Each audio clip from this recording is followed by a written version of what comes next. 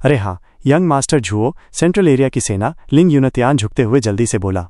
झुओ fan ने हाथ हिलाकर उसे रोका। झुकने की जरूरत नहीं, मुझे सब पता है।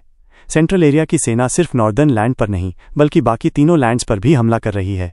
मतलब चारों तरफ से जंग छेड़ दी गई है और कोई उम्मीद भी नहीं बची। सभी के शरीर कांप उठे और वो स्तब्ध होकर झुओ फैन को घूरते रह गए। सर का दिमाग तो कमाल का है। लिंग युनतियान की आंख फड़की, वो जैसे होश में आया और फिर से झुक गया। हमें तो अभी अभी इन हमलों की खबर मिली है और सर को पहले से सब पता है। बिल्कुल वैसा ही है जैसा आपने कहा। Dragon cleaving sword king northern land पर हमला कर रहा है और बाकी लैंड्स पर भी हर जगह एक एक स्वॉर्ड किंग भारी सेना लेकर हमला कर रहा है। हमें कुछ समझ नहीं आ रहा कि क्या करें, इसलिए आपकी राय लेने आए हैं। झुओ फैन ने मुस्कुराकर कहा, यह तो बहुत ही आसान है, इसमें कोई बड़ी बात नहीं। आसान? सबका चेहरा एकदम खिंच गया, आंखों में उलझन थी। चारों ओर से इतने खतरनाक हमले हो रहे हैं और सर झुओ को ये कुछ नहीं लग रहा। ये घमंड है या इनके पास वाकई कोई दैवी योजना है जो हमें बचा सकती है? सभी की आंखें अविश्वास से फैल गईं। ये हमारे साथ मजाक तो नहीं कर रहे? एग्जॉल्टेड हेरैन भी झुओ फैन के दावे से चौंक गया। झुओ फैन, तुम वेस्टर्न लैंड की शान हो। हम सब तुम्हारी काबिलियत जानते हैं, लेकिन इतनी बड़ी चीज को तुम हल्के में नहीं ले सकते। तुम्हें गंभीर होना चाहिए। बाइली जिंगवेई ने ये योजना बनाई है, जो सेंट्रल एरिया का प्राइम मिनिस्टर है, सबसे चालाक दिमाग। इसमें जरा भी चूक की गुंजाइश नहीं है। सोच समझकर जवाब देना होगा। सेना कैसे तैनात करनी है, दुश्मन को कैसे रोका जाए, मदद कैसे भेजी जाए, दुश्मन को फंसाना हो तो कैसे, हमला करना हो तो कैसे, ये सब एकदम सोच समझकर करना होगा। तुम जिस व्यक्ति से भिड़ने जा रहे हो वो सबसे चतुर दिमाग है। झुओ फैन ने मुस्कुराते हुए बीच में टोक दिया, एग्जॉल्टेड हेरैन, आप तो बस युद्ध की रणनीतियों की सूची सुना रहे हैं, पर मैं इन सब में इतना माहिर नहीं हूं। अगर आपको जीत की उम्मीद है तो लुओ युनहाई के पास जाइए, वो मुझसे बेहतर है। आप उसे लुओ क्लैन हेड के नाम से जानते हैं। वो सेना में पले बढ़े हैं और युद्ध की समझ मुझसे कहीं ज्यादा है। एग्जॉल्टेड हेरैन एक पल को चुप रह गया। झुओ फैन, मजाक मत करो। लुओ युनहाई अच्छा इंसान है, पर अगर वो बाइली जिंगवेई को हरा सकता तो आज हम सब इस हालत में नहीं होते। चार तरफा युद्ध में हमें न झोंका गया होता। तो जब इतना अच्छा सेनापति भी उसे नहीं हरा सकता, इसका मतलब यही हुआ कि ये सिर्फ युद्ध की बात नहीं है। झुओ फैन ने हल्की सी मुस्कान के साथ कहा, एग्जॉल्टेड हेरैन, आप तो शुरू से ही गलत दिशा में सोच रहे हैं। आप जीत की बात कर रहे हैं, जबकि यहां मुद्दा ही लड़ाई का नहीं है। सभी चौंक गए। लिंग युनतियान ने हाथ जोड़कर पूछा, सर झुओ, अगर ये युद्ध नहीं है तो फिर है क्या? बताओ, बाइली जिंगवेई कौन है? सेंट्रल एरिया की स्वॉर्ड स्टार एम्पायर का प्राइम मिनिस्टर। बस, बात खत्म। झुओ फैन ने भौहें उठाई। वो कोई सेनापति या कमांडर नहीं है, वो प्राइम मिनिस्टर है। क्या वाकई में वो तुमसे लड़ने आया है? नहीं, वो एक पॉलिटिशियन है जो अपनी हर चाल का फायदा गिनता है। मुरोंगलिए का माथा सिहर गया। वो बड़बड़ाया, पर पॉलिटिशियन और कमांडर में फर्क ही क्या है जब वही सेंट्रल एरिया की सेना को चला रहा है? फर्क है, बहुत बड़ा फर्क। झुओ फैन ने कहा, एक पॉलिटिशियन बहुत ज्यादा लालची होता है। व्यापारी जैसी चतुराई उसके खून में होती है। कमांडर सिर्फ जमीन जीतने के बारे में सोचता है, एक जंग जीतने के बाद दूसरी की। लेकिन पॉलिटिशियन का हर कदम उसका फायदा देखकर उठता है। वो चारों लैंड से युद्ध कर रहा है, पर क्या वो सच में लड़ना चाहता है? असली मकसद है सबको बांटना। तुम जिस लैंड को बचाओगे, बाकी तीनों नाराज हो जाएंगे, जिससे वो आसानी से उन पर कब्जा कर सकेगा। ये ज्यादा कारगर योजना है, बजाय हर जगह से जमीन छीनने के। यानी ये एक दिमागी खेल है। असली बात ये नहीं कि जंग का क्या नतीजा निकलता है, बल्कि ये है कि तुम्हारे सोचने का तरीका कैसे बदलता है। सभी ने सिर हिलाया, जैसे कुछ समझ आया हो। लिंग युनतियान फिर से झुक गया। हमने भी ऐसा कुछ सोचा था, पर आपके विश्लेषण से हमें इसकी गहराई समझ में आई। समझना एक बात है, पर उसे संभालना दूसरी। कृपया सलाह दीजिए सर। इससे आसान कुछ नहीं। अगर बाइली जिंगवेई कोई अच्छा आदमी होता तो मैं भी कुछ समझ नहीं पाता, लेकिन जब कोई इतनी धूर्त योजना बनाता है तो समझ लो वो राइटियस नहीं है। मैं उसकी चालें बिना देखे भी समझ सकता हूं। जब उसने बाइली युतियान को 5 स्वॉर्ड किंग्स के साथ नॉर्दर्न लैंड भेजा, तभी मैंने सब समझ लिया था। हम दोनों एक जैसे हैं। एक चालाक इंसान ही दूसरे की चालाकी को समझ सकता है। हा। झुओ फैन की आंखों में रहस्यमयी चमक थी और बाकी सब खुशी से मुस्कुराने लगे। अब उन्हें उसकी अगली चाल जानने की बेसब्री थी। पर झुओ फैन चुप हो गया, सबसे गलत वक्त पर, जिससे उन बुजुर्गों के चेहरे लाल हो गए और उनकी नजरें उससे उम्मीद लगाए देखती रहीं। भाई, आगे क्या है? झुओ फैन ने गर्व से कहा, वैसे हमने अब तक शर्तें तो तय नहीं की। चलो शुरू करें। सब चौंक गए और जैसे गिर ही पड़ते। चेहरे एकदम उतर गए। अरे हाँ, इस दुनिया में कुछ भी मुफ्त नहीं मिलता। ये आदमी अपनी रेस्क्यू प्लान के बदले कुछ तो मांगेगा ही। झुओ फैन जानता था कि खुद को कैसे बेचना है। पहले अपनी काबिलियत दिखाई, फिर शर्तें रखीं।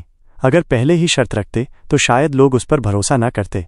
अब तो सब कुछ उसकी मुट्ठी में था और जब आदमी डूब रहा हो तब किसी भी सहारे को पकड़ लेता है, माइनस चाहे वो कैसा भी हो।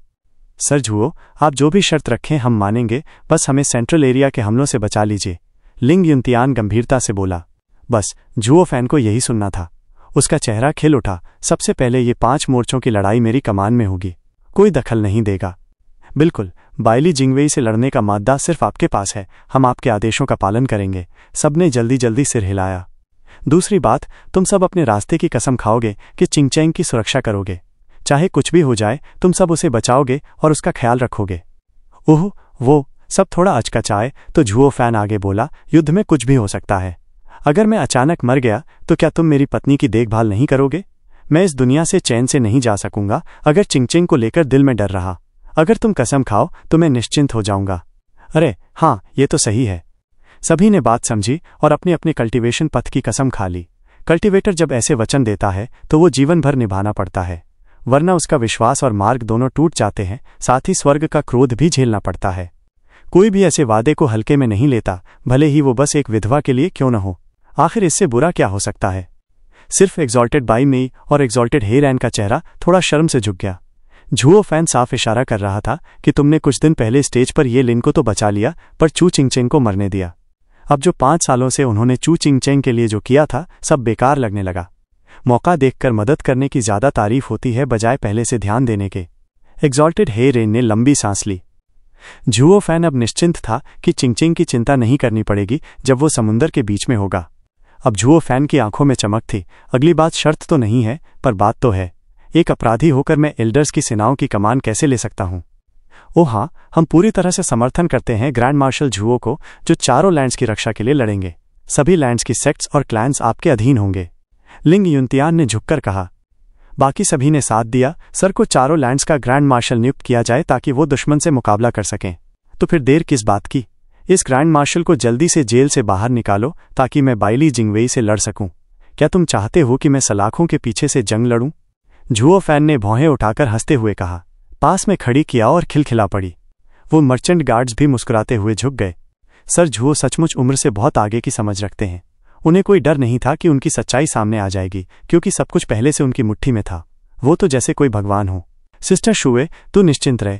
मेरे डैड, ब्रदर मुरोंग और बाकी सब लोग कल्टीवेशन की दुनिया के पुराने खिलाड़ी हैं, सब कुछ देख चुके हैं। यूं ही किसी नए लौंडे के चक्कर में नहीं आने वाले। मुख्य सभा भवन के बाहर मुरोंग शू अब भी परेशान थी, चेहरे पर गुस्सा था। ओयंग चंगचिंग ने उसे समझाने की कोशिश की, लेकिन जिसे वो अपना सपना मान बैठा था वो लड़की तो उसकी तरफ देख भी नहीं रही थी। वेस्टर्न लैंड के लोग पहले से वहां इकट्ठा हो चुके थे, डबल ड्रैगन मैनर से आदेश का इंतजार कर रहे थे कि लौटकर अपने घर की हिफाजत करें। उसी वक्त नॉर्दर्न लैंड के सबसे बेहतरीन डिसाइपल के शब्द सुनकर सबका चेहरा तमतमा गया। ये लिन ने तिरस्कार भरे लहजे में कहा, तेरी जुबान तो देखो, खुद अभी बच्चा है और दूसरों को लौंडा बोलता है। ओयांग चांगक्विंग ने जवाब दिया, ये लिन, मैं तुझे पहले भी हरा चुका हूं और फिर से हरा दूंगा। लड़ने की हिम्मत है तो आ जा। ये लिन हंसते हुए बोला, तुझ जैसे गवार से डर कैसा? हाँ, पहले मैं वेस्टर्न लैंड का सबसे बेहतरीन डिसाइपल था, अब मेरे ब्रदर के लौट आने के बाद दूसरा बन गया हूं, लेकिन तेरे जैसे के लिए तो मैं ही काफी हूं।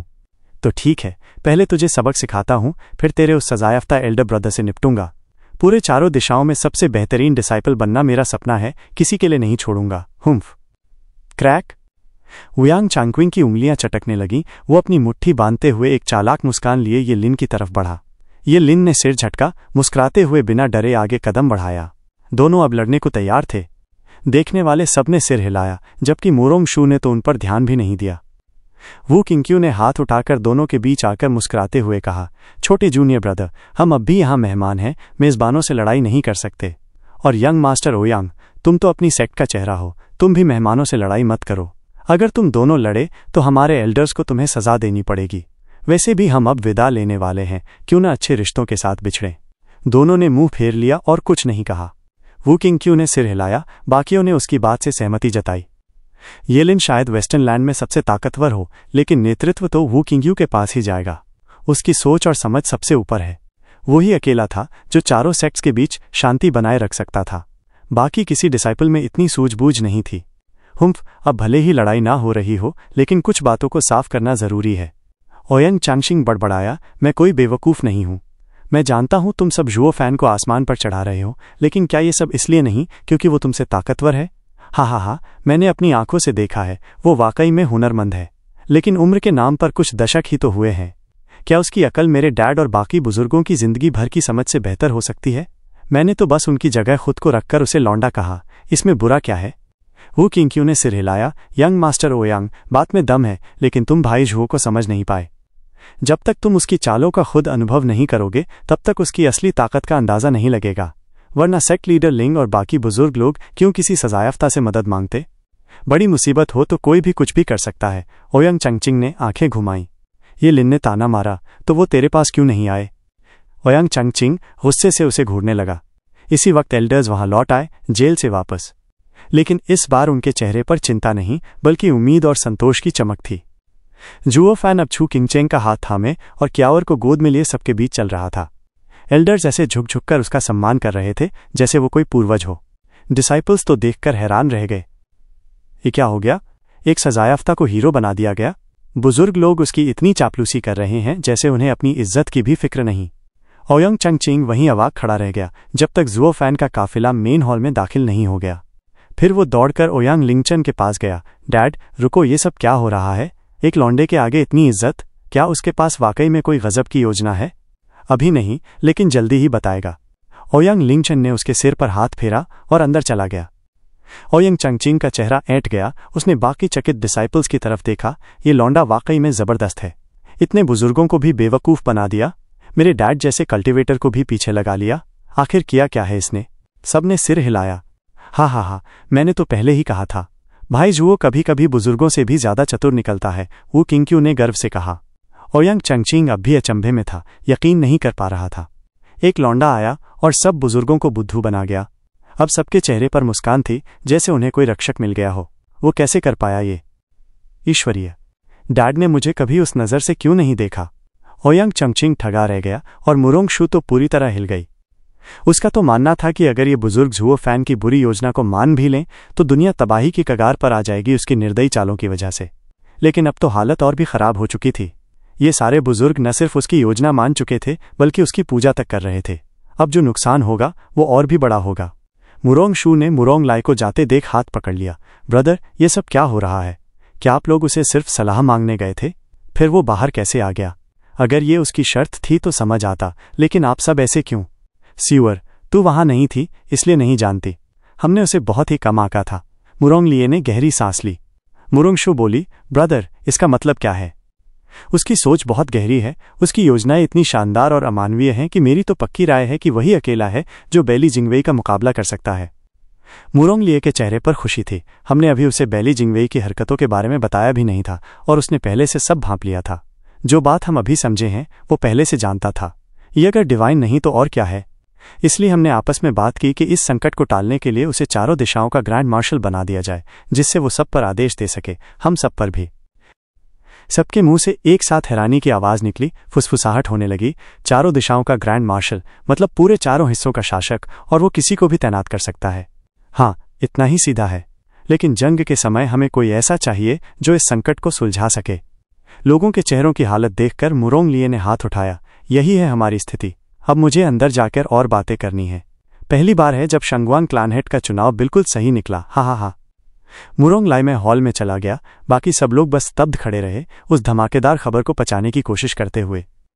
वो किंगक्यू सबसे पहले होश में आया। उसने अपने साथियों ये लिन और ओयांग चंगचिंग की तरफ देखा। यही है वेस्टर्न लैंड के सबसे बेहतरीन डिसाइपल की ताकत। जब हम आपस में लड़ते रह गए कि सबसे बेहतरीन डिसाइपल कौन है, तब तक वो चारों दिशाओं का ग्रैंड मार्शल बन गया। एल्डर्स तक उसके आदेश मान रहे हैं।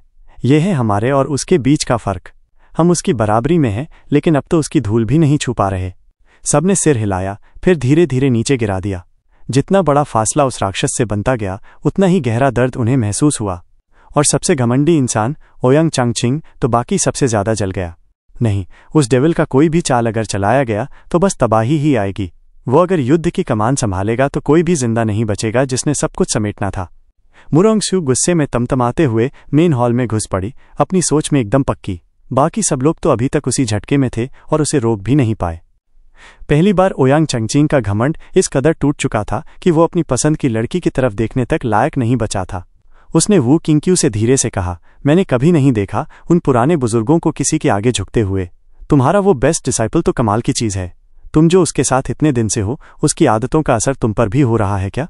हम तो बच गए क्योंकि वो डबल ड्रैगन मैनर तक नहीं पहुंच पाया जब माना गया कि वो मारा गया। हम पर अभी उसका असर नहीं पड़ा। हा हा हा। वो किंगयू का दल थोड़ा सकपकाया और हल्का हंसा।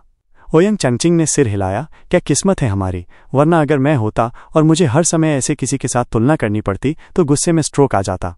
आखिर वो चारों लैंड्स का लीडर कैसे बन गया? ओयांग चंगचिंग खाली नजरों से बैठ गया। तब तक मुरोंग शू सीधा मेन हॉल में पहुंच चुकी थी। वहां उसने देखा लिंग यूनटियन और बाकी जेनेसिस स्टेज के एक्सपर्ट्स मिलकर जुओ फैन की एक्यू पॉइंट में युआंग क्यू डाल रहे थे, जिससे उसका कल्टीवेशन फिर से खुल गया। जुओ फैन ने थोड़ा हाथ पैर फैलाया और मुस्कुरा दिया। मुरोंग शू ने उसे घूरा, लेकिन लिंग यंतियन के सामने झुककर बोली, सेक्ट लीडर लिंग, आपने कहा था आप बस उसकी योजना सुनना चाहते हैं। मेरे सिद्धांतों के खिलाफ जाकर भी मैंने वो माना, लेकिन उसका दिमाग एकदम विकृत है। आप उसे चारों लैंड्स की सेनाओं का नेता कैसे बना सकते हैं? इतनी सारी जानें दांव पर हैं, एक भी गलती हुई तो नरसंहार होगा। मिस मुरोंग, इसी वजह से हमने तय किया है कि सर जुओ को ये जिम्मेदारी दी जाए। सिर्फ वही है जो बाइली जिंगवे जैसे जीनियस से टक्कर ले सकता है। मिस मुरोंग, क्या आप अपनी सर जुओ के प्रति जो पूर्वाग्रह है उसे एक बार छोड़ सकती हैं? लिंग यूनटियन ने उसे थकी नजरों से देखा, जैसे अब और बर्दाश्त नहीं कर सकते। मुरोंग लाई अब अपनी बहन का साथ नहीं दे रहा था। जुओ फैन की काबिलियत ने उसे भी यकीन दिला दिया था। जुअर, ये हम सबके भले के लिए है। अपनी जज्बातों और उस नैतिक जिम्मेदारी को अपने फैसले पर हावी मत होने दो। अगर ये युद्ध हार गए तो किसी से सहन नहीं होगा। तो मैं एक विनती करती हूँ, जुओ फैन पर हर समय नजर रखी जाए ताकि वो अपनी ताकत का गलत इस्तेमाल ना करे। हर आदेश को तभी माना जाए जब सबकी सहमति हो। यही एक छोटी सी सुरक्षा है जिससे उसकी जहर जैसी सोच को लोगों तक पहुंचने से रोका जाए। मुरोंग शू ने जुओ फैन की तरफ नफरत से देखा। अब जब उसका खुद का भाई भी उसके खिलाफ हो चुका था, उसे साफ समझ आ गया कि जुओ फैन ने सबको अपने हाथ में कर लिया है। अब वो उसकी मौत नहीं मांग सकती, तो बस यही कोशिश बची थी कि उसकी ताकत को थोड़ा रोका जाए। बाकी सब लोग जुओ फैन की तरफ देखने लगे। इस हालत में एक सुरक्षा घेरा रखना शायद सही रहेगा, ताकि कोई गलती बड़ी तबाही में न बदल जाए। तो सबने जुओ फैन की प्रतिक्रिया का इंतजार किया।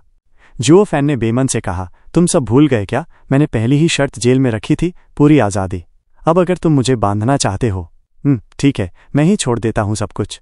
अरे रुकिए सर जुओ, बात वो नहीं है। लिंग यूनटियन घबरा गया। उसने मुरोंग शू की तरफ देखा। ये बस मिस मुरोंग की तरफ से एक एहतियात है। अगर कभी कोई बात सर से छूट जाए तो हम उसे समय पर संभाल सकें। जुओ फैन ने तिरस्कार से भौहें उठाईं। छूट जाए? हाँ, सही कहा। कोई भी इंसान परफेक्ट नहीं होता। मुझसे भी गलतियां होंगी। तो क्या सर? नहीं होगी। जैसे ही लिंग यूनचेन को थोड़ा सा उम्मीद दिखी, जुओ फैन ने उसे जड़ से उखाड़ दिया। सेक्ट लीडर लिंग और मिस मुरोंग, तुम लोग युद्ध को समझते क्या हो? उन दोनों के पास कोई जवाब नहीं था।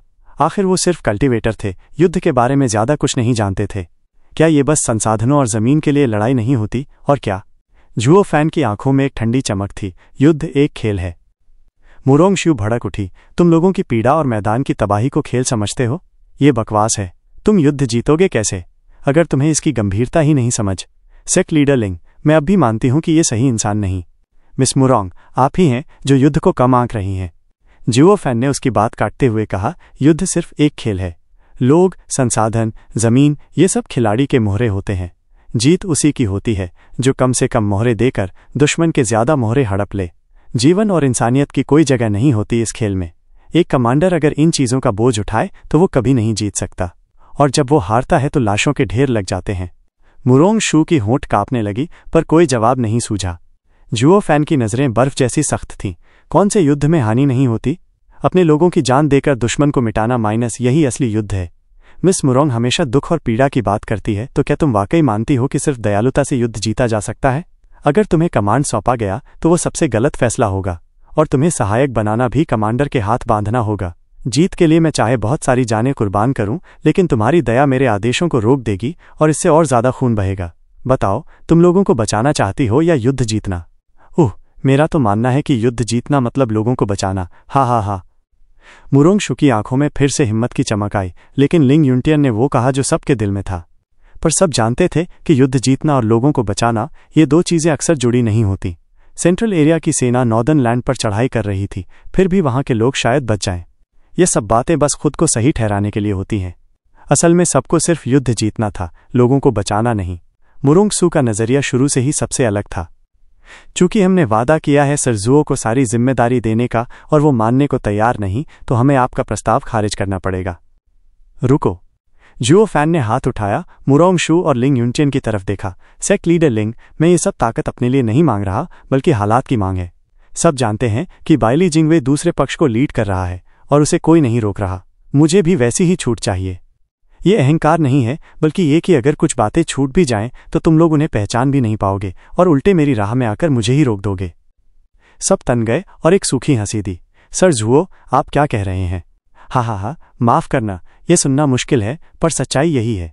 हम सबको पता है कि ये युद्ध बस मेरे और बैली जिंगवेई के बीच का खेल है। हम जो भी चाल चलते हैं उसकी गहराई बस हम ही समझते हैं। जो बाहर से देखेगा उसे कुछ भी समझ नहीं आएगा। इसलिए सबसे अच्छा यही होगा कि तुम लोग दखल न दो। बस जो कहूं वो करो और सवाल मत पूछो। तुम हमें मूर्ख कह रहे हो क्या? बु शेंगयून का चेहरा मरोड़ गया। मतलब हम इस लड़ाई में हिस्सा भी नहीं ले सकते? जुओ फैन मुस्कुराया। हमें खुद को सबसे अच्छा पता होता है और यही दूसरी वजह है कि मुझे किसी मदद की जरूरत नहीं। हा, ये तो मजाक है। तुम अभी जेल से निकले हो और शेख ही बघारने लगे। देखो कैसे फिर अंदर भेजता हूं। बु शेंगयून का गुस्सा अब फूट पड़ा और वो हमला करने चला।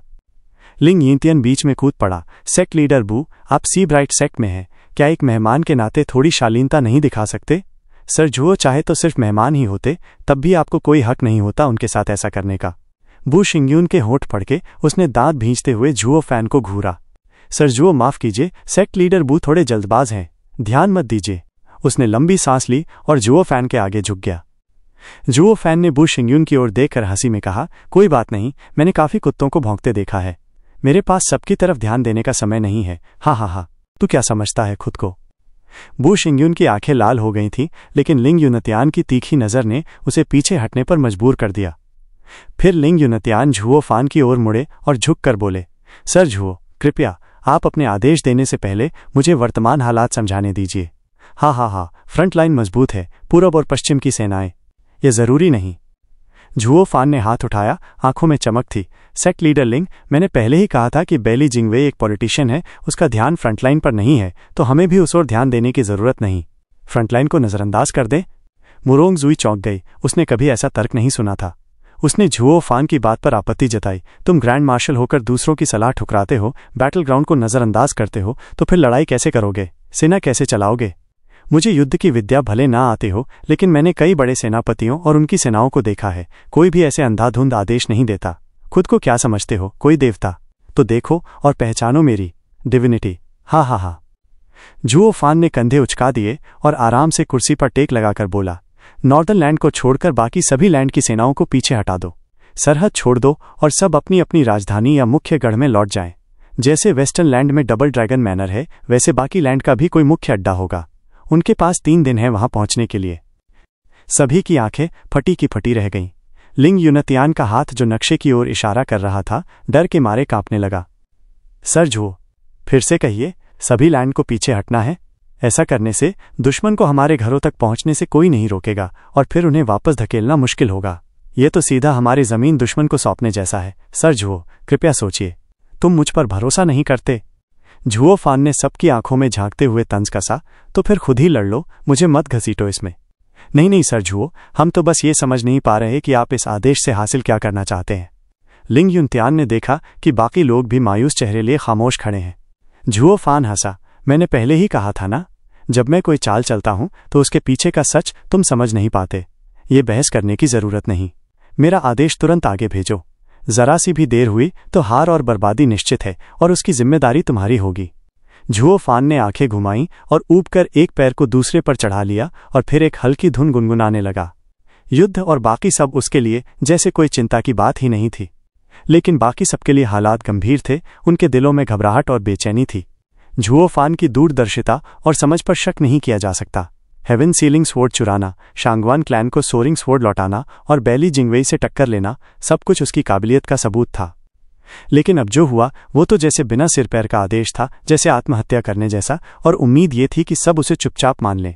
उनका मानना था कि अगर ये आदेश माना गया तो तीनों लैंड 1 महीने के भीतर खत्म हो जाएंगे, और अगर इसे नकारा तो 1 साल तक तो टिका जा सकता है। आखिर इस आदेश में क्या राज छिपा है? सारे बूढ़े आपस में देखते रह गए। उनके चेहरे पर असमंजस और दुविधा थी। सेक्ट लीडर लिंग, भाई, मैंने पहले ही कहा था कि इस आदमी का दिमाग सड़ा हुआ है। धोखा मत खाओ। ये सब लैंड को खुदकुशी करने पर मजबूर कर रहा है। मुरोंगजुई ने इस मौके को भुनाते हुए तीखे स्वर में कहा, जैसे झुओ फान की असलियत सबके सामने लानी हो। बाकी लोग भी सोच में पड़ गए। झुओ फान आराम से बैठा था, लेकिन उनकी नजरें उस पर टिकी थीं। झुओ फान मुस्कुराया, तुम लोगों ने तो इसलिए मुझसे मदद मांगी थी क्योंकि तुम खुद कुछ नहीं कर सकते थे, है ना? अब जब मौत सामने खड़ी है तो क्या कुछ दिन पहले मरने से डर लग रहा है? धत, डरपोक कहीं के। गार्ड! लिंग युनत्यान ने आखिरकार फैसला ले लिया और आदेश दिया, सभी लैंड को सूचना दो, फ्रंट लाइन छोड़ो और मुख्य गढ़ में लौटो। उनके पास 3 दिन है। आज्ञा सर। सैनिक उड़ता हुआ आदेश देने निकल पड़ा। बाकी सब घबरा गए। सेक्ट लीडर लिंग, कुछ करना तो पड़ेगा। क्या किसी के पास इससे बेहतर योजना है? लिंग युनत्यान ने लंबी सांस लेकर झुओ फान की ओर देखा। सर झुओ, हमने आपकी बात मान ली। अब अगला कदम क्या होगा? झुओ फान ने मुस्कुराते हुए कहा, अब इंतजार। 3 दिन बाद अगला कदम उठेगा। 3 दिन में असर दिखेगा। लिंग युनत्यान और बाकी सब चौंक गए। झुओ फान ने सिर हिलाया, हाँ, जल्दीबाजी नुकसान देती है। जरा ढील दो, 3 दिन में लैंड खत्म नहीं हो जाएंगे। और हाँ, जब तुमने मुझ पर भरोसा दिखाया है तो मैं भी अपनी तरफ से सहयोग करूंगा। झुओ फान अब गंभीर हुआ और एक व्यापारी गार्ड को बुलाकर उसके कान में कुछ कहा, तुम अभी जाओ और वो रैंडोंग को रिपोर्ट दो कि कंपनी को फिर से शुरू कर दिया जाए। सेंट्रल एरिया में नहीं, बल्कि हर उस लैंड में जहां युद्ध चल रहा है, नॉर्दर्न लैंड को छोड़कर। इतनी जल्दी? लेकिन लैंड तो युद्ध में उलझे हैं। बस इसी युद्ध की वजह से तो मौका मिला है। जब फैक्शंस आपस में लड़ रहे हैं, हम भले छाया में हों लेकिन तेजी से फैल सकते हैं।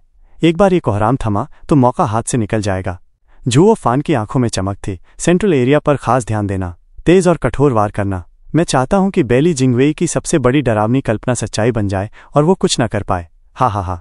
वो आदमी झुककर बोला, मैं आज्ञा का पालन करूंगा सर। वो बाकी कारवां के गार्डों को लेकर निकल गया। उन्हें ऐसे जाते देख लिंग युनत्यान चौंका। सर झुओ, ये लोग? मैंने अपने लोग तुम्हारी गतिविधियों के साथ मिला दिए थे। डेविल माउंटेन भले ही एक हिडन सेक्ट हो और सामान्य दुनिया से दूर रहता हो, लेकिन उसका प्रभाव मॉर्टल्स पर बना हुआ है। मैंने उन्हें पहले से संपर्क में डाल दिया था ताकि बेली जिंगवेई के लिए मुश्किलें खड़ी हो सकें। सचमुच? लिंग युनत्यान खुशी से भर उठा और झुककर बोला, मुझे गर्व है कि महान डेविल माउंटेन ने सहायता दी। सर, आपका धन्यवाद। बाकी लोग भी खुश थे। उन्हें लग रहा था कि झुओ फान को अलायंस की सेना का नेता बनाकर उन्होंने सही फैसला लिया। उसने अपने सेक्ट को भी इस संघर्ष में शामिल कर दिया। ये बड़ी बात थी। झुओ फान ने विनम्रता से कहा, कुछ नहीं, बस कुछ मॉर्टल्स की मदद है। हमारा सेक्ट भले ही छिपा हुआ हो, लेकिन हा, ये मदद तुम्हारे लिए नहीं, बस अपनी ताकत बढ़ा रहा हूं। मैं कोई मुफ्त सेवा देने वाला नहीं हूं। हा। झुओ फान ने आंखें घुमाई और मुरोंगजुई ने उसे घूरते हुए देखा, जैसे किसी अपराधी को देख रही हो। तेरी चालें अब नहीं चलेंगी जब तक मैं तेरी हर हरकत पर नजर रख रही हूं। वेस्टर्न लैंड में अलायंस लीडर लुओ युनहाई, झुगे चांगफेंग, लिंग वुचांग और यू मिंग के साथ एक टेंट में बैठे योजना बना रहे थे। सबके चेहरे थके हुए थे। भाइयों, 3 दिन हो गए हैं, हम लोग विश्लेषण और जासूसी करते रहे, लेकिन क्या अब भी किसी के पास लड़ाई का कोई तरीका है? लुओ युनहाई थके हुए स्वर में बोला। तीनों ने सिर हिला दिया, कोई जवाब नहीं। यू मिंग, जो सबसे ज्यादा युद्ध कला जानता था, उसने नक्शे पर दुश्मन के शिविर की ओर इशारा किया। दुश्मन है जिथर स्वॉर्ड किंग, जिसे सेना चलाना नहीं आता। उनकी पंक्तियां भी ज्यादा मजबूत नहीं हैं। कोई और होता तो आसानी से उन्हें हरा देता, लेकिन उनकी ताकत बहुत अधिक है। उनकी 20 मिलियन की सेना में ज्यादातर लोग एक्सपर्ट्स हैं और जिथर स्वॉर्ड किंग तो अकेले हजारों से लड़ सकता है। कोई भी चाल हो, कोई भी जाल, वो सब पर सीधे ताकत से भारी पड़ेंगे। यू मिंग ने लेंग वुचांग की ओर देखा। मुझे मत देखो, जब तुम ही कुछ नहीं निकाल पाए तो मैं क्या कर सकता हूं? लेंग वुचांग ने गहरी सांस ली। हर रणनीति 2 चीजों पर टिकी होती है, खुला मोर्चा और छिपी चालें। खुला मोर्चा है फॉर्मेशंस और छिपी चालें हैं दुश्मन को धोखा देना। लेकिन जबकि जिथर स्वॉर्ड किंग सेना का अगुवा है, असली स्ट्रैटेजिस्ट है सेंट्रल एरिया का सबसे चालाक अफसर बेली जिंगवेई। वो खुली और छिपी दोनों रणनीतियों का उस्ताद है। उसके डिप्लॉयमेंट्स में कोई कमजोरी नहीं है जिसे पकड़ा जा सके। मैंने स्थिति को परखा और देखा कि उसका एकमात्र कमजोर बिंदु है पिछला हिस्सा। पीछे? हाँ, वो चारों लैंड पर 4 सेनाओं से हमला कर रहा है ताकि कोई किसी की मदद न कर सके। ये एक मास्टर स्ट्रोक है। इन 4 लैंड के पास अब एक दूसरे की मदद करने का समय नहीं बचा, लेकिन इसी वजह से उसकी पीठ खुली रह गई है। अगर हम उसकी पीठ में कोई हलचल करें तो उसे घबराकर पीछे हटना पड़ेगा। लिंग वुचांग गंभीर होकर नक्शे पर इशारा करते हुए बोला, मगर दिक्कत यह है कि चारों लैंड से बाहर निकलने के रास्ते सब बंद हैं, तो उसकी पीठ तक कौन पहुंचेगा? इसलिए उसकी एकमात्र कमजोरी भी हमारे लिए बेमानी हो जाती है। बेली जिंगवेई की सेनाएं पूरी ताकत से हम पर बढ़ रही हैं। हमें जकड़ लिया है और जीत का कोई रास्ता नहीं छोड़ा। लुओ युनहाई चिंतित होकर सामरिक नक्शे को देख रहा था। हाँ, चारों लैंड पर हमला हो रहा है। ऐसे में मोर्चे पर कुछ भी हासिल करना नामुमकिन है। सर लेंग, क्या कोई भी रास्ता है जिससे हम सेंट्रल एरिया के दिल पर वार कर सकें? कोई अफवाहें, फूट डालने की चाल या ऐसी कोई योजना जिससे उनके सैन्य अभियान में दरार पड़े? अरे वो तो। लेंग वुचांग ने सिर हिलाया और जूगे चांगफिंग की तरफ देखा। क्लैन हेड जूगे चांगफिंग तो एक समय एम्पायर के प्राइम मिनिस्टर थे। वो मुझसे ज्यादा समझदार हैं। हा हा हा। लुओ युनहाई ने उम्मीद से जूगे चांगफिंग की तरफ देखा, लुओ क्लैन के महान स्टुअर्ट की तरफ। जूगे चांगफिंग ने आंखें घुमाईं और लंबी सांस ली। सर लेंग, आप तो बड़े चालाक हैं। पता है कि कोई हल नहीं निकलने वाला, फिर भी मुझे बीच में घसीट लिया। मेरा मजाक बना रहे हो क्या? लेंग वुचांग ने सिर झुकाकर मुस्कुराया। स्टुअर्ट जूगे, क्या सच में उनके कैंप में कोई कमजोरी नहीं है जिसका फायदा उठाया जा सके? लुओ युनहाई की आंखें कांपीं, दिल भारी हो गया। जूगे चांगफिंग ने कुछ देर सोचा, फिर बोला, क्लैन हेड, क्षमा करें मेरी अयोग्यता के लिए। सोर्ड स्टार एम्पायर शुरू से ही एक अजीब नेशन रहा है। इस पर सामान्य नीति काम नहीं करती। आमतौर पर एम्पायर्स में राजा और उसके मंत्री आपस में मतभेद रखते हैं, एक दूसरे को नीचा दिखाने की कोशिश में लगे रहते हैं। ऐसे में सीधा हमला चाहे असर न करे, लेकिन उनके दरबार में फूट डालना उन्हें आपस में भिड़ा सकता है। लुओ युनहाई ये भलीभांति जानता था। उसके गॉडफादर इसी राजनीति का शिकार हुए थे। उसे इस राजा और उसके मंत्रियों के बीच के शक से नफरत थी, मगर उसे उनकी अहमियत का भी एहसास था। किसी भी एम्पायर में, चाहे वो कितना भी मजबूत क्यों न हो, अगर राजा और मंत्री के बीच शक आ जाए तो गलतियां होनी तय हैं। एक महान कमांडर हो या बुद्धिमान मंत्री, अगर राजा को उन पर भरोसा नहीं हुआ तो वो किसी भी हद तक जाके उन्हें खत्म करवा देगा। इसके बाद दुश्मन नेशन खुद ही अपनी परेशानियों में उलझ जाएगा और हमारी समस्या हल हो जाएगी। इस हालत में लुओ युनहाई जैसा सीधा साधा इंसान भी मानने लगा कि ये नीच चाल ही सबसे कारगर हो सकती है। आखिर जंग और प्यार में सब जायज है। जीत ही असली मकसद है, चाहे तरीका कैसा भी हो। मगर जूगे चांगफिंग का चेहरा देखकर लगता नहीं था कि ये तरीका काम करेगा। क्लान हेड एम्परर बाइली जिंगशी भी बाइली जिंगवे जितना ही सक्षम है, इसलिए ये चाल किसी काम की नहीं। सबसे अहम बात यह है कि सोर्ड स्टार एम्पायर की बनावट ही बाकी एम्पायर से अलग है। यहाँ डिसेंट यानी फूट डालने की चाल नहीं चल सकती। एम्परर और प्राइम मिनिस्टर दोनों को बाइली यूटियन ने नियुक्त किया है, इसलिए उनके बीच कोई टकराव ही नहीं है और न ही कोई शक। जूगे चांगफिंग ने लंबी सांस ली। एम्परर को अपने मिनिस्टर से डर नहीं लगता और मिनिस्टर को भी नहीं। दोनों साथ मिलकर एम्पायर को चलाते हैं जैसे एक दो मुंहा ड्रैगन हो। और अगर किसी तरह कोई मतभेद हो भी जाए तो भी बाइली जिंगवे की सेना पर उसका असर नहीं पड़ेगा, क्योंकि सेना पर कंट्रोल सिर्फ प्राइम मिनिस्टर का है। हाँ, अगर किसी पर शक डालना मुमकिन है तो वो है इनविंसिबल सोर्ड। मगर अफसोस, वो तो पागल है। उसे लगता है कि दुनिया में कोई उससे ऊपर नहीं। उसे अगर बोलो कि बाइली जिंगवे उसके खिलाफ है तो या तो यकीन नहीं करेगा या परवाह नहीं करेगा। उसे पूरा यकीन है कि इस दुनिया में कोई उसे गिरा नहीं सकता, इसलिए उसे कुछ भी फर्क नहीं पड़ता। हाँ, इनविंसिबल सोर्ड इतना घमंडी है कि उसमें डर की भावना ही नहीं है, इसलिए उस पर शक या अफवाहों का कोई असर नहीं होगा। लेंग वुचांग ने थोड़ी हिचकिचाहट के साथ कहा, डर एकमात्र ऐसा भाव है जिससे इंसान को मैनिपुलेट किया जा सकता है। अगर किसी में डर ही ना हो तो वो दुष्टों से भी नहीं झगड़ेगा। जूगे चांगफिंग ने उसे देखा। सर लेंग, आप किसे दुष्ट कह रहे हैं? स्टुअर्ट जूगे, आप समझते हैं कि डिप्लोमेसी में कभी कभी शक के दायरे वाले उपाय अपनाने ही पड़ते हैं। मैं आपको गाली नहीं दे रहा हूं, लेंग वुचांग हंसते हुए बोला। जूगे चांगफिंग मुस्कराया। हम सब तो एक ही दलदल में धंसे हैं, कोई किसी से बेहतर नहीं। मगर यही सब तो है हमारे क्लैन को आगे बढ़ाने का तरीका। सच कहा, हमें चालें चलनी पड़ी ताकि हमारे एलाइज को लुओ अलायंस की रक्षा के बाहर के खतरे नजर आएं। क्या स्टुअर्ट जुओ ने हमें इसी वजह से यहां नहीं बिठाया? अगर हम ज्यादा ईमानदार होते तो स्टुअर्ट जुओ हमें कभी भी क्लैन हेड के साथी न बनाते। यू मिंग ने गहरी सांस भरी। सभी ने सिर हिलाया। लेंग वुचांग फिर बोला, क्लैन हेड बहुत ज्यादा नैतिकता से बंधे हुए हैं। गंदा काम तो हमें ही करना पड़ता है।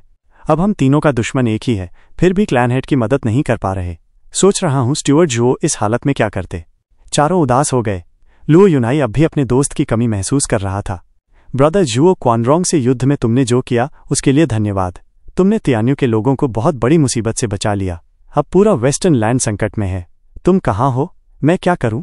युनहाई, एक मुलायम सी आवाज ने खामोशी तोड़ी और दो साए अचानक तंबू में घुसे। लुओ युनहाई चौंका। सिस्टर यूएर, क्या हुआ? यूएर ने जवाब दिया, यूएर ने लुओ अलायंस के लिए अपने सप्लाई ऑर्डर्स पूरे कर लिए हैं।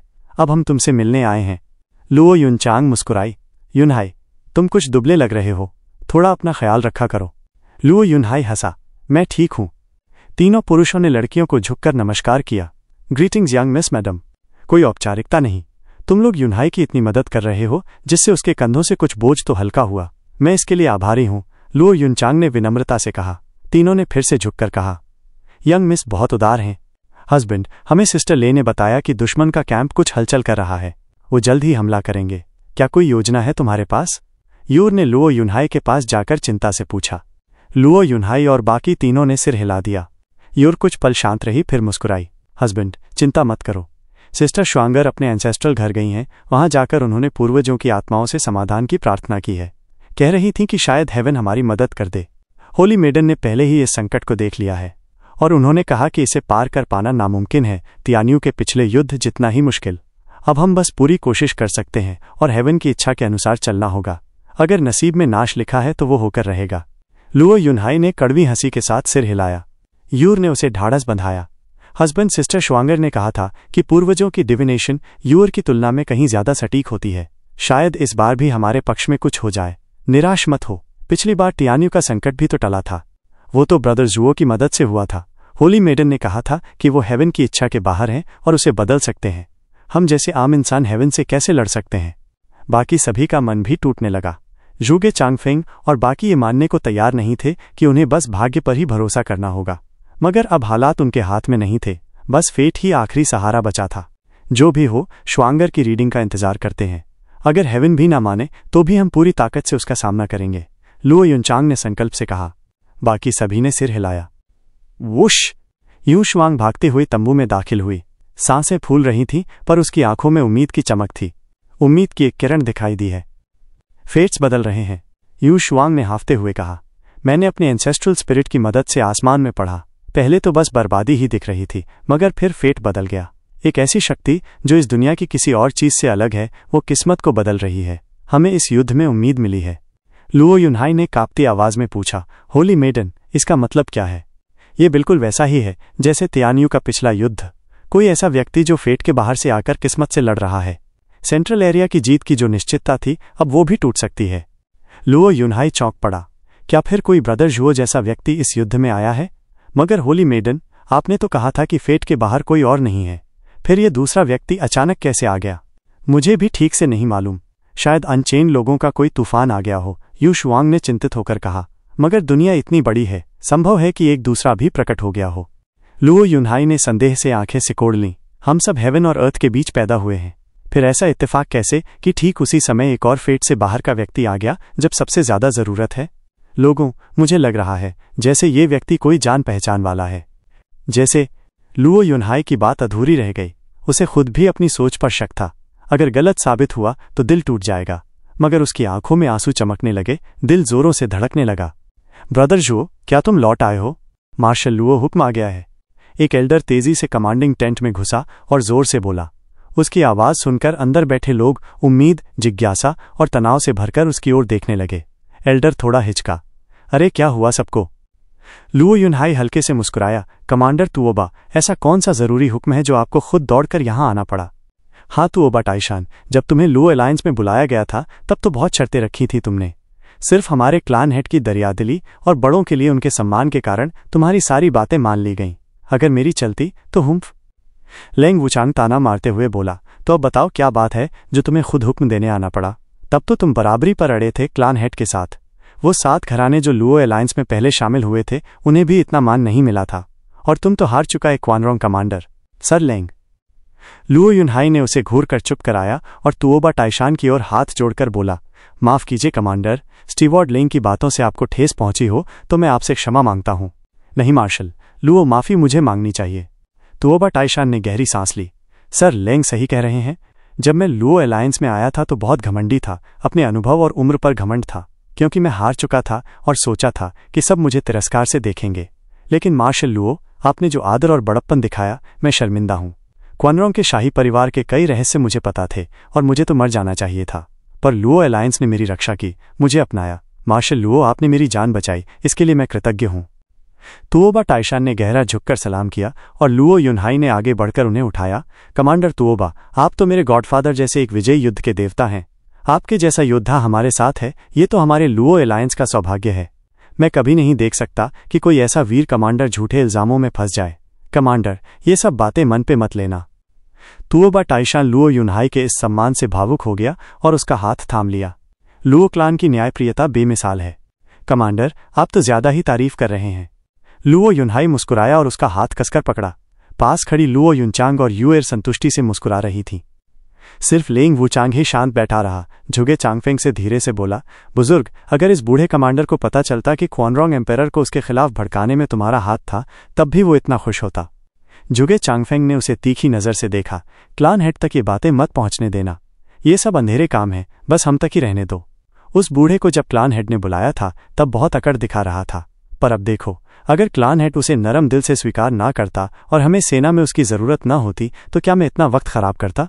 हम सबका फर्ज है क्लान हेड की योजना को सफल बनाना, जैसे स्टीवर्ट झुओ करता था। मेरी चाल बस इसलिए चली क्योंकि क्वानरोंग एम्पेरर पहले से ही उस पर शक करता था। असल में ये बादशाह और अधिकारी की खटपट थी जिसने हालात बनाए। मैंने तो बस उस शक को थोड़ा हवा दी ताकि वो एक दूसरे को निगलने से पहले ही मामला साफ हो जाए। अगर हम रुकते रहते तो बाद में कोई भी नहीं बचा पाता, और अगर क्लान हेड को कभी इसका पता भी चल जाए तो मैं साफ कहूंगा ये सब भले के लिए था। लेंग वुचांग ने सिर हिलाया। हम सबने कभी न कभी ऐसा किया है, हा हा हा। कमांडर, आप तो बहुत जल्दी में थे, ऐसा क्या है जो आपको खुद आना पड़ा? लुओ युनहाई ने पूछा। तुओबा टाइशान चौंका, फिर अपने काम की याद आई और गुस्से में एक जेट स्लिप निकालकर बोला, मार्शल लुओ, ये क्या बेहुदा आदेश है? मुझे समझ नहीं आ रहा कि ऊपर के लोग क्या सोच रहे हैं। इस हुक्म में कहा गया है कि नॉर्दर्न लैंड को छोड़कर बाकी तीनों लैंड की सेनाएं वापस अपने ठिकानों पर लौट जाएं। मतलब साफ है, दुश्मन को खुला मैदान दे दो। हमारे सीमा की सुरक्षा फॉर्मेशन और एरे हमारी सबसे बड़ी ताकत हैं। उन्हें छोड़ना मतलब हार की दावत देना। आखिर वो लोग कर क्या रहे हैं? क्या ये सच है? लुओ युनहाई चौंका, जेट स्लिप को पढ़ा और चेहरा उतर गया। हमारी सबसे मजबूत रक्षा छोड़ देना, ये तो सीधा आत्महत्या है। तुओबा टाइशान गुस्से में सिर हिलाया, बिल्कुल मार्शल, वो सब बेवकूफ़ जिन्होंने कभी मैदान नहीं देखा अब हमें अनुभवी जनरलों को हुक्म दे रहे हैं। अब तो हार तय है। भले ही बचाव करने से जीत न हो, लेकिन हम ज़्यादा दिन टिक सकते हैं। Marshal Luo, exalted double dragons ने आपको वेस्टर्न लैंड की रक्षा की जिम्मेदारी दी थी। हम सब आपका हुक्म मानेंगे। अब बताइए क्या करना है? जब सेनापति मैदान में होता है तो राजा का हुक्म भी नहीं चलता। लुओ युनहाई ने जेट स्लिप फेंकते हुए सख्ती से कहा, जिसे जरा भी सैन्य समझ हो वो ऐसा बेवकूफ़ी भरा आदेश नहीं देगा। ये लोग युद्ध को मजाक समझ रहे हैं। सही कहा, लगता है ऊपर के लोग पागल हो गए हैं। एक लैंड के नेता अगर ये प्रस्ताव लाएं तो बाकी तीनों ने भी हाँ कर दी। सबके दिमाग फिर गए हैं क्या? तुओबा टाइशान गुस्से से फट पड़ा। मुझे अब यकीन ही नहीं होता कि हम इतने नालायक नेताओं के होते हुए अब तक सेंट्रल एरिया के हमले से बचे कैसे रहे। बाकी सबने सहमति में सिर हिलाया और लेंग वुचांग बोला, क्लान हेड, चाहे ये बचकाना हुक्म किसी ने भी दिया हो, ये सीधे ऊपर से आया है। अगर हम इसे नहीं मानते, भले ही जीते, तो भी सजा मिलेगी। हो सकता है कि वेस्टर्न लैंड में हमारी हैसियत ही खत्म कर दी जाए। ऐसे में फिर लड़े ही क्यों? कुछ काम ऐसे होते हैं जो इंसान को करने ही होते हैं। एक सिपाही का धर्म होता है लड़ना। मैं लड़ता हूं सेंट्रल एरिया के जुल्म को रोकने के लिए, वेस्टर्न लैंड के लोगों की सुरक्षा के लिए, न कि ऊपर वालों की वाहवाही के लिए। लुओ युनहाई ने गरजते हुए कहा, जब तक लुओ क्लान में एक भी आदमी जिंदा है, हम वेस्टर्न लैंड की रक्षा करेंगे। मैं मार्शल बना हूं किसी वजह से और मैं अपना फर्ज निभाऊंगा। ऊपर वाले भाड़ में जाएं, मेरे पास अब भी जमीर है। बाकी सबकी छाती गर्व से चौड़ी हो गई, सबकी आंखों में इज्जत थी। लुओ युनचांग और युएर ने सर हिलाकर खुशी जताई। हस्बैंड तो मास्टर जैसे बनते जा रहे हैं। वो झुओ फान के साथ इतने साल रहे हैं, कुछ बातें तो जरूर आई होंगी उनमें। लुओ युनचांग मुस्कुराई। तुओबा टाइशान ने अंगूठा दिखाया, मार्शल लुओ सच्चे मर्द हो। अगर आप वेस्टर्न लैंड के लिए जी रहे हो तो मैं भी आपके साथ हूं। हा हा हा। जब क्लान हेड ने फैसला ले लिया है तो हम सब उसे मानते हैं। लेंग वुचांग और बाकी दो झुक गए। क्लान हेड साफ दिल के हैं, लेकिन हम आपको यहां गिरने नहीं देंगे। स्टीवर्ट झुओ ने जो जिम्मेदारी हमें दी थी वो यही थी जो क्लान हेड नहीं कर सकते वो हम करें। नेताओं से बातचीत का काम हम संभालेंगे, लेकिन उससे पहले हमें ये जानना जरूरी है कि वो सोच क्या रहे हैं। कमांडर तुओबा, ये प्रस्ताव किसने रखा, कौन विरोध में था और किसने ये हुक्म पहुंचाया? हमें सारी तस्वीर साफ चाहिए ताकि क्लान हेड पर हुक्म न मानने का कलंक न लगे। तुओबा टाइशान ने माथे पर बल डाले, मुझे भी ठीक से नहीं पता। आदेश आते ही मैंने किसी को भेजा था पता लगाने। अब एक दिन हो गया है। मैं जानना चाहता हूं कौन है वो बेवकूफ़ जो ऐसी बकवास सोच रहा है। किसके पास ये हक है कि हमें हुक्म दे? रिपोर्ट। एक आवाज़ ने सबका ध्यान खींचा। तुओबा टाइशान मुस्कुराया, लो आ गया, हाँ हाँ, अंदर आओ। वो सोल्जर घुटनों के बल बैठ गया और बोला, मार्शल लुओ, कमांडर तुओबा, ऊपर वालों ने आदेश के स्रोत का जवाब भेजा है। ये हुक्म लायंस के नवनियुक्त ग्रैंड मार्शल का है, वेस्टर्न लैंड का प्रथम डिसाइपल झुओ फान। सबके मुंह खुले रह गए। झुओ फान? उसका नाम बदला गया है क्या? नहीं, उसने खुद कहा, मैं ही हूं वेस्टर्न लैंड का सबसे श्रेष्ठ डिसाइपल। युएर चौंकी, फिर खुशी से चिल्लाई, वो मास्टर हैं, वो जिंदा हैं। वेस्टर्न लैंड का असली श्रेष्ठ वही है, वही जिसने ये लिन को हराया था। लुओ युनहाई का शरीर कांपने लगा, फिर वो इतनी खुशी से भर गया कि उसकी आंखें नम हो गईं। मैं जानता था ब्रदर झुओ, जो किस्मत से परे है वो जरूर लौटेगा। हाँ, वही है जो हेवन के असर से बाहर है। शुआंग्र मुस्कुराई। एक बार फिर आपको कष्ट देना पड़ेगा स्टीवर्ट झुओ, लोगों की रक्षा के लिए। लो, अब सारे पुराने ताने वापस लोगे क्या? लुओ युनचांग अब अपने जज्बातों पर काबू नहीं रख पाई। इन सालों में उसने जाने कितने आंसू बहाए थे और अब फिर से उसकी आंखों से आंसू निकलने लगे। युन ने उसे समझाया, सिस्टर युनचांग, मास्टर का जिंदा होना तो एक बहुत बड़ी बात है, फिर तुम रो क्यों रही हो? लुओ युनचांग ने आंसू पोंछते हुए गुस्से से कहा, वो कमीना एक भी खबर नहीं भेजी कि वो जिंदा है या मरा। हमें तो यही लगा कि वो चला गया और उसकी लाश तक मिटा दी गई। पर उसकी आंखों में उस पल खुशी नाच रही थी, बस थोड़ी सी नाराजगी भी छुपी हुई थी। अब मैं उस मरे हुए आदमी को ढूंढ निकालूंगी और इन सालों का सूद समेत हिसाब लूंगी। बाकी सब मुस्कुरा उठे। युन शुआंग ने भी हंसते हुए कहा, सिस्टर युनचांग, तुम ही अकेली लड़की नहीं हो जिससे ब्रदर झुओ को हिसाब चुकाना है। क्या तुमने खुद को तैयार कर लिया है? लुओ युनचांग शर्मा गई और उसे घूरते हुए बोली, ठीक है, तुम भी चल सकती हो। शुआंगर खिलखिलाई, बिल्कुल, दादाजी ने मुझे अपने पास रखा और साथ काम करने को कहा, तो तुम्हारे साथ चलना तो तय ही है। तुओबा तेशन ने सिपाही को हाथ के इशारे से जाने दिया और कहा, मिस लुओ, उम्मीद है आपको बुरा नहीं लगेगा, पर लियानर को भी अपने साथ ले जाना। जुओ फैन के जाने के बाद इन 5 सालों में लियानर ने एक बार भी मुस्कुराया नहीं। लुओ युनचांग चौंकी। 5 साल पहले उसने टुओबा तेशन को थोड़ा अजीब निगाहों से देखा। कमांडर टूबा, शायद आप कुछ गलत समझ रहे हैं। तियानियों की जंग के बाद जुओ फैन डीमन स्कीमिंग सेक्ट गया था, फिर डबल ड्रैगन मैनर में नाम कमाया और फिर वो फंस गया और माना गया कि उसकी मौत हो गई। आपके हिसाब से वो कब आपकी बेटी से मिला? तुओबा तेशन ने कंधे उचकाए। जब उसकी मौत की खबर चारों तरफ फैल चुकी थी तब वो क्वानरोंग में अचानक प्रकट हुआ, बीस्ट टेमिंग सेक्ट को तबाह कर दिया और फिर गायब हो गया। लेनर उसे बहुत याद करती है। लेंग वुचांग चौंका। स्टीवर्ट जुओ ने बीस्ट टेमिंग सेक्ट को तबाह किया? फिर बोला, पर डबल ड्रैगन मैनर की जांच में क्वानरोंग एम्पायर में इसका कोई जिक्र क्यों नहीं आया? तुओबा तेशन ने गहरी सांस ली और सिर झुकाया। ये क्वानरोंग शाही खानदान की बदनामी से जुड़ा था। हिज मैजेस्टी ने सब कुछ छुपा लिया। जुओ फैन ने तो बस 20 टेमिंग सेक्ट को खत्म किया, लेकिन हिज मैजेस्टी ने मुझे आदेश दिया कि शाही बेटों को मार डालूं और जो मरे उनकी लाशें भी मिटा दी जाएं। डबल ड्रैगन मैनर के लोग जब जांच करने आए, हमने कुछ नहीं बताया, न जुओ फैन के बारे में न उस घटना के बारे में, इस डर से कि सच बाहर न आ जाए। अंत में हिज मैजेस्टी ने मुझे भी मारने की सोची ताकि मैं चुप रहूं, पर लुओ अलायंस की मदद से मैं और मेरा परिवार बच गए। लिंग वुचांग ने बात काट दी। ठीक है, यहां तक तो समझ आ गया। फिर आंखें टेढ़ी करके पूछा, पर एक बात बताओ कमांडर, तुम लुओ अलायंस में हमारे साथ हो और तुम्हें पता था कि स्टीवर्ट जुओ जिंदा है। तुम्हें यंग मिस की हालत पता थी, फिर तुमने कुछ बताया क्यों नहीं? लुओ युनचांग भी गुस्से से तड़प उठी। हमें तो हमेशा लगा आप आदरणीय हैं, सीनियर हैं, पर आपने इतनी बड़ी बात छुपा ली। क्या आप जानते हैं कि मैं उसके लिए कितने आंसू बहा चुकी हूं? बाकी सभी ने भी घूर घूर कर देखा। लुओ क्लैन का स्वभाव हमेशा न्यायप्रिय रहा है, पर इस बार वे थोड़ा स्वार्थी होने के हकदार थे। हमें पता था कि आप भी स्टीवर्ट जुओ को जानते थे कि वो जिंदा है, फिर भी कुछ नहीं बताया। ये तो बेहद गलत हुआ। तुओबा तेशन ने फिर गहरी सांस ली। मेरे पास अपने कारण थे। मैं क्वानरोंग में कमांडर रहा, हिज मैजेस्टी का वफादार। वो मुझे भले ही छोड़ दे, पर मेरा धर्म मुझे अपने देश की इज्जत बचाने को कहता है। अगर मैं बोल देता तो क्वानरोंग के राजा की बेइज्जती हो जाती। और दूसरा कारण ये कि मैंने देखा जुओ फैन खुद गुमनामी चाहता है। उसने मेरी और मेरे परिवार की जान बचाई, तो मैं उसके इरादों की इज्जत तो कर ही सकता हूं। सबने सिर हिलाया। वो बूढ़ा कमांडर वाकई वफादार था, ये बात समझ में आ गई। लुओ युनचांग ने गुस्से से कहा, पर कम से कम मुझे तो बता सकते थे। आपको क्या लगता है कमांडर टूबा, मैंने उस पत्थर दिल इंसान के लिए कितने आंसू बहाए हैं? तुओबा तेशन ने झुककर कहा, मुझे माफ कर दीजिए यंग मिस। हा। लुओ युनहाई ने बात संभाली। अब सब बीत गया। ब्रदर जुओ वापस आ गया है, तो पुरानी बातों को छोड़ दो। फिर उसने बात मोड़ दी। हाँ, अब बात उस आदेश की हो रही थी जो। तुओबा तेशन की आंखों में चमक आ गई, बहुत ही जबरदस्त। लेंग वुचांग का चेहरा बिगड़ गया। कमांडर टूबा, अभी तो आपने कहा था कि वो आदेश किसी पागल बच्चे का है। तुओबा तेशन मुस्कराया। वो तो तब कहा था जब पता नहीं था कि आदेश किसका है। अगर कोई और होता तो ये आदेश बिल्कुल बेवकूफ़ी भरा लगता, पर जुओ फैन, वो रहस्यमय चालें चलने वाला है। मैं उसके साथ लड़ चुका हूं। वो अचानक हमला करता है बिना किसी चेतावनी के।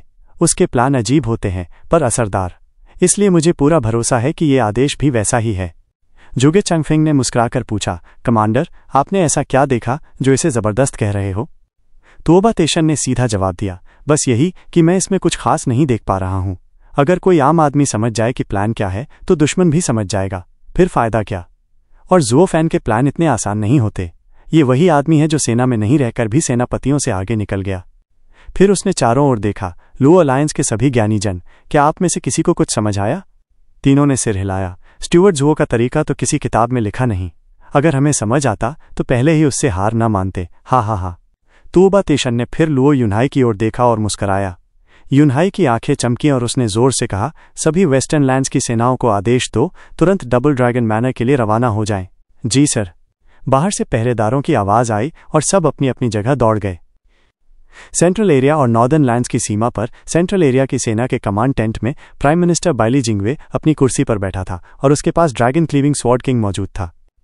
बाइली जिंगवे ने उसकी ओर देखकर मुस्कुराते हुए कहा, ड्रैगन क्लीविंग स्वॉर्ड किंग, ये वही मौका है जो आप चाहते थे ना, नॉर्दर्न लैंड्स पर हमला करने का नेतृत्व करना।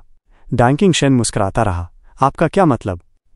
बाइली जिंगवे थोड़ा झुकते हुए बोला, स्वॉर्ड किंग वेस्टर्न लैंड से हैं, वहां की स्थिति जानते हैं। वही इलाका हमला करने के लिए सबसे उपयुक्त था, पर मुझे डर था कि आप वेस्टर्न लैंड्स के लिए भावुक हो जाएंगे और पुराने दोस्तों को जाने देंगे।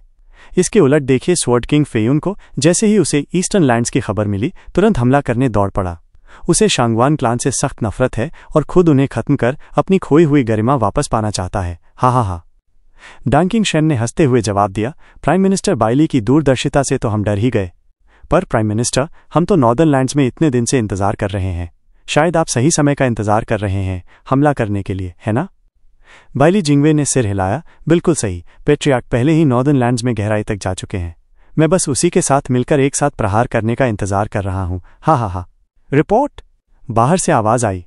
बाइली जिंगवे ने हंसते हुए कहा, देखा, समय आ गया, अंदर आओ। एक सिपाही तेजी से अंदर आया और हाथ में जेड स्लिप लेकर झुक गया। भीतर से बहुत जरूरी जानकारी आई है। बाइली जिंगवे ने बेफिक्री से जाम उठाया और कहा, हम सब अपने ही लोग हैं, कहो क्या खबर है? क्या सी ब्राइट सेक्ट की बैरियर टूट गई? सिपाही ने सिर झुकाया। प्राइम मिनिस्टर, बैरियर टूट गई है और हेवन सीलिंग स्वॉर्ड भी चोरी हो गई है, पर जेड स्लिप में लिखा है कि ये पेट्रियार्क ने नहीं किया बल्कि कोई तीसरा पक्ष था। बाइली जिंगवे चौंका। कोई और भी हेवन सीलिंग स्वॉर्ड के पीछे है? उसके हाथ का जाम थोड़ा कांप गया, फिर वो मुस्कुराया। कोई बात नहीं, बैरियर टूट गई है, अब वे लोग छुप नहीं सकते। किसने किया इससे फर्क नहीं पड़ता। पेट्रियार्क जब हमला करेगा तो हेवन सीलिंग स्वॉर्ड उसी की होगी। हा हा हा। सिपाही ने सिर उठाकर गंभीर स्वर में कहा, सर, ये जेड स्लिप जानकारी देने के लिए नहीं बल्कि आपको सावधान करने के लिए भेजी गई है। जिसने वो तलवार चुराई है वो बहुत ही चालाक है। 3 दिन पहले तक वो जेल में था, पर उसने अपनी बातों से अलायंस के सभी नेताओं का दिल जीत लिया और अब उसे ग्रैंड मार्शल बना दिया गया है।